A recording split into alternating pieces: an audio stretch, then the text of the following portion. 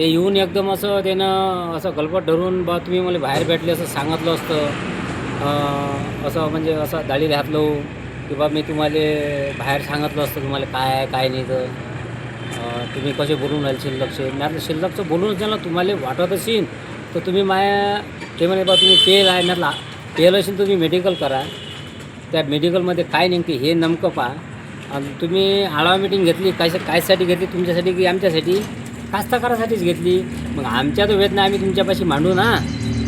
अशा धमकीनं अशा आरेराईनं थोडी चालणार आहे. याच्यानंतरही असं थोडी चालणार आहे काही. आता मापाची पिंपळ सर्कल आहे हां तर मी तर काही गुपचूप बसणार नाहीच. मी हे बोललो तरी मला नंतर पाहू बा काय विषय आहे. फक्त कास्तकाराला फक्त युरिया खत भेटावं ह्या उद्देश आहे. तुम्ही काय करणार समोर आता? आता तुमची समोरची भूमिका काय? मी समोरला आता तर काही सांगूच शकत नाही पण मी करणारच आणू ना. आता माया जेवढं मन दुखवलं तर 10 कास्तकाराचं मन दुखवलंच नाही ना.